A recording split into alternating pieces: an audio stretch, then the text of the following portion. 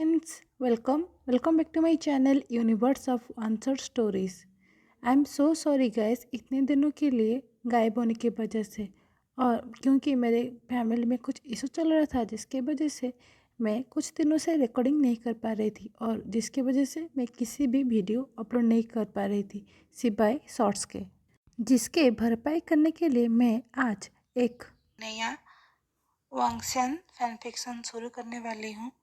अगर आप लोगों को ये वीडियो का फर्स्ट पार्ट पसंद आए तो इसे लाइक कीजिए, अपने दोस्तों के साथ शेयर कीजिए और ढेर सारा कमेंट भी कीजिए। और मेरे चैनल में अगर नए हैं तो इसे सब्सक्राइब भी करना मत भूलिए। इस कहानी को शुरू करने से पहले मैं इस कहानी के बारे में कुछ ज़रूरी बातें बता देती हूँ। फर्स्ट ऑफ ऑल, इस कहानी का नाम है चाइल्डिश लव।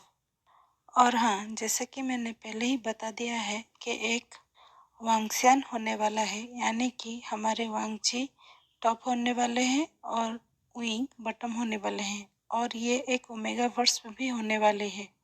ये कहानी होने वाली है दो लोगों की जिनकी शादी बचपन में अपने अपने पेरेंट्स के द्वारा तय किया गया था, लेकिन बड़े होने के बाद वो उस शादी को, या आप ऐसे भी बोल सकते हैं वो प्रॉमिस को कैसे निभाते हैं, इस बारे में होने वाली है।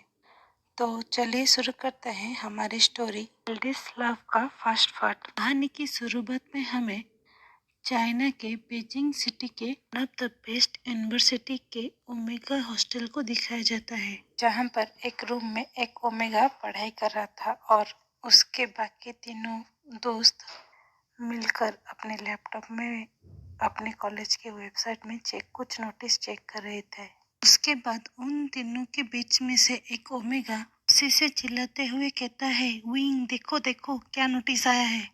इस बार का इंटर कॉलेज स्पोर्ट्स चैंपियनशिप हमारे कॉलेज में होने वाला है। जिसे सुनकर विंग मुंह बनाते हुए कहता है, तो इसमें कौन सी बड़ी बात है।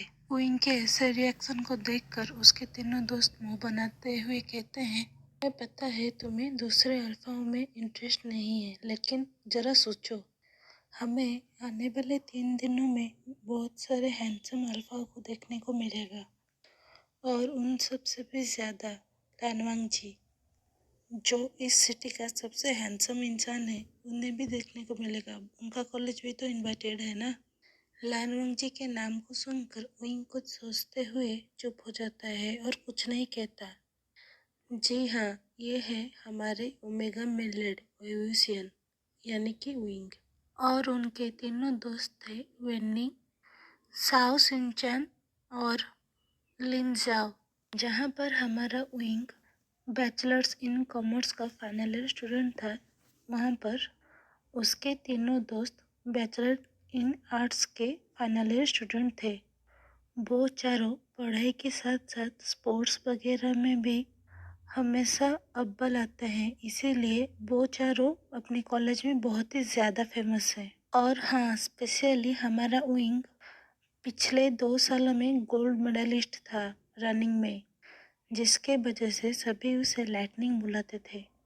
तभी हमें नेक्स्ट सीन में दिखाया जाता है, जाओलिन हड़बड़ाते हुए कहता है, मुझे कल हम तीनों का नाम पीटी टीचर के पास जाकर लिखाना पड़ेगा, और हाँ, हम लोगों के यूनिफॉर्म वगैरह को भी देखना पड़ेगा। जिसे सुनकर विंग कहता है, यूनिफॉर्म?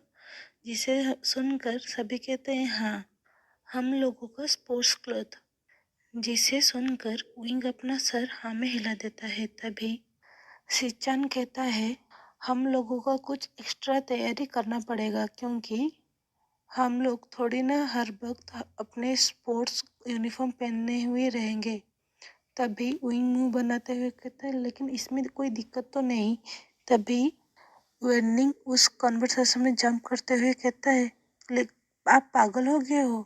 हम सभी अपने अपने स्पोर्ट्स के ख़त्म होने के बाद अपने नॉर्मल कपड़े पहनेंगे, क्योंकि हम दूसरे अल्फाओं को भी तो इम्प्रेस करना है जो बाहर से आए होंगे।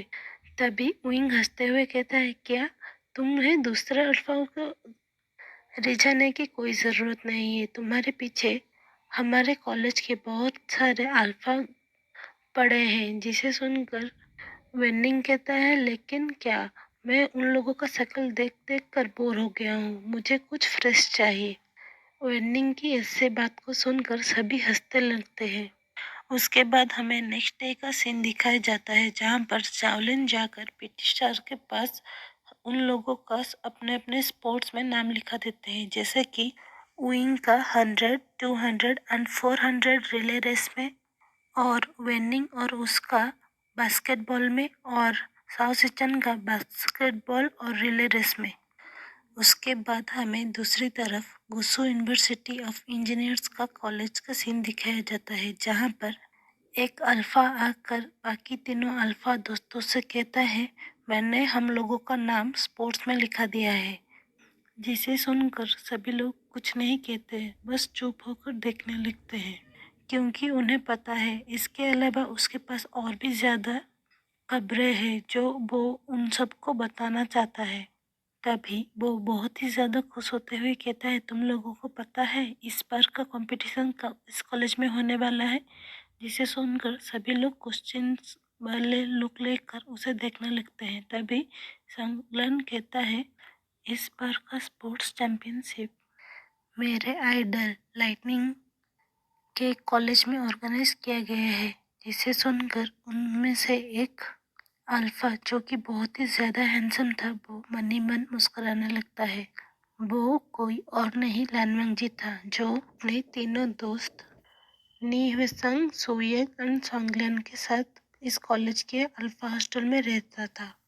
और हाँ, हमारा वांग जी अपनी कॉलेज में सबसे हैंडसम होने के साथ साथ पढ़ाई और स्पोर्ट्स में सबसे अव्वल था, यानी कि वो कॉलेज का सबसे बेस्ट स्टूडेंट था। तभी हमें दिखाया जाता है, सोंगलिन के बात को सुनकर सुयंग मुंह बनाते हुए कहता है, तुम्हारी लाइटनिंग से तो ज़्यादा मेरे आइडल साओ सिंचन बहुत ही ज़्यादा सुंदर होने के साथ साथ बहुत ही टैलेंटेड है। जिस बात के ऊपर वो दोनों का झगड़ा शुरू हो जाता है, जिसे देखकर लानवांग जी गुस्से में चिल्लाते हुए कहता है, तुम लोग पागल हो गए हो, एक बेसलेस सी बातों के ऊपर तुम लोग झगड़ा कर रहे हो, बिल्कुल एक बच्चों की तरह। जिसे सुनकर वो सभी चुप हो जाते हैं, क्योंकि उन्हें पता था लानवांग जी जितना अच्छा है उतना गुस्सैल भी है, उसे शोर शराबा बिल्कुल भी पसंद नहीं। तभी हमें दिखाते हैं लानवांग जी ऐसे कहने के बाद बालकनी की ओर चला जाता है, और पीछे मुड़कर उन सबको देखकर कहता है, कोई कंपटीशन की बात ही नहीं, सबसे अच्छा विंग ही है। ऐसा कहते हुए वो सबको हक्का बक्का छोड़कर बालकनी की ओर चला जाता है।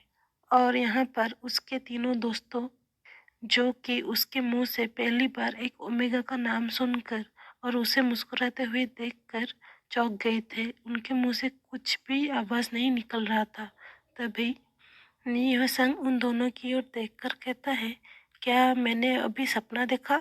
मुझे लग रहा है मैंने अभी नींद में ही हूँ, कोई मुझे पिंच करो यार। जिसे सुनकर सुयंग एंड सोंगलिन अपनी आंखों में कुछ इशारा करते हुए नी के दोनों तरफ जाकर उसके हाथों को जोर से पिंच कर देते हैं। तभी नी को इतना दर्द होता है कि वो बहुत ही जोर शोर से चिल्लाने लगता है और कहता है, यानी कि मैं अभी भी होश में हूँ और मैंने जो देखा वो कोई सपना नहीं था। तभी बाकी दोनों कहते हैं, हाँ भाई, वो कोई सपना नहीं था, हमारे वांगजी ने विंग को सबसे बेहतर कहा है। तभी नी हुएसंग अपनी खुरापती दिमाग चलाते हुए कहता है, मुझे लग रहा है कुछ तो गड़बड़ है, क्योंकि ये बिल्कुल ही नामुमकिन है कि लानवांग जी हंसे और किसी ओमेगा का नाम सुनकर ही हंसे। नी हुएसंग के ऐसे बातों को सुनकर वो दोनों भी कुछ सोचने लगते हैं। तभी हमें दूसरी तरफ लानवांग जी का सीन दिखाया जाता है, जहाँ पर वो बालकनी में खड़ा होकर कुछ सोच रहा था और मन ही मन मुस्कुरा भी रहा था। तभी उसके फ़ोन पर एक कॉल आता है, जिसे देखकर वो कॉल को अटेंड करते हुए अपने कान में लगाते हुए कहता है, यस मॉम, बोलिए आपको क्या बात करना है। तभी दूसरी तरफ से मिसेस लानी कहती हैं, बेटा, मैंने सुना है कि इस बार का कॉलेज का इंटर कॉलेज कंपटीशन हमारे विंग के कॉलेज में होने वाला है। जिसे सुनकर लानवांग जी कहता है, हाँ माँ, लेकिन आपके पास ये खबर कैसे पहुँचा? तभी लानी कहती हैं, वो बात को छोड़ो, मैं सुबह तुम्हें टिफ़िन भेज दूंगा, जो तुम लेकर विंग को दे देना, और उससे मेरी तरफ से कहना कि ऑल द बेस्ट और वो बहुत अच्छे से खेले, क्योंकि मैं ट्राई करूँगा इनाग्रेशन डे के दिन, sorry I mean prize distribution day के दिन वहाँ जा सकूँ। जिसे सुनकर रानू जी मुंह बनाते हुए कहता है, माँ आप एक काम करो, आप मुझे मेरे पास वो टिफ़िन मत भेजो, डायरेक्ट विंग के हॉस्टल में भेज दो। तभी मिसेस लानी झूठे गुस्से दिखाते हुए कहते हैं, जो कहा है वैसा करो, वो तुम्हारा होने वाला ओमेगा है, ये मत भूलो। तभी वांग जी कुछ नहीं कहता और अपनी माँ को शांत करते हुए कहता है, ओके माँ आप टेंशन मत लो, मैं उसे दे दूँगा। और कोई बात? तभी मिसेस रानी कहती है, और बेटा तुम्हें भी ऑल द बेस्ट, अच्छे से खेलना। तभी वांग जी एक नौटंकी करते हुए कहता है, मुझे लगा आप ये भूल गए हैं कि कल मेरा भी स्पोर्ट्स है। अब मुझे लगता है हमेशा आपके लिए सबसे इम्पोर्टेंट विंग ही है, ना कि मैं। और विंग आपका अपना बेटा है, ना कि मैं। जिसे सुनकर मिसेस लानी कहती हैं, बकवास बंद करो और जाकर सो जाओ, बहुत रात हो चुका है। ऐसा कहते हुए वो कॉल कट कर देते हैं। उसके बाद रानवंग जी विंग को एक मैसेज भेज देता है कि वो कल उसे टिफ़िन दे देगा जो माँ ने उसके लिए भेजा है। ऐसा मैसेज भेजकर वो अपने रूम के अंदर चला जाता है और जाकर देखता है उसके तीनों दोस्त कोई सोच में गुम है, जिसे देखकर रानवंग जी कहता है, तुम तीनों को सोना नहीं है क्या? ऐसे भूतों की तरह बैठकर क्या सोच रहे हो? तभी वो तीनों कुछ एक शक की नज़र से रानवंग जी की ओर देखते हैं और कुछ नहीं कहकर जाकर अपने अपने बेड में सो जाते हैं। तो आज के लिए बस इतना ही। और हाँ, आप लोग मुझे ज़रूर बताइएगा कि आप लोगों को ये नया स्टोरी और इस चैप्टर कैसा लगा। कोई वीडियो पसंद आए तो इसे लाइक कीजिए, अपने दोस्तों के साथ शेयर कीजिए और ढेर सारे कमेंट भी कीजिए। आप लोग बहुत कम ही कमेंट करते हैं। और मेरे चैनल में अगर नए हैं तो इसे सब्सक्राइब कीजिए। Thanks for watching.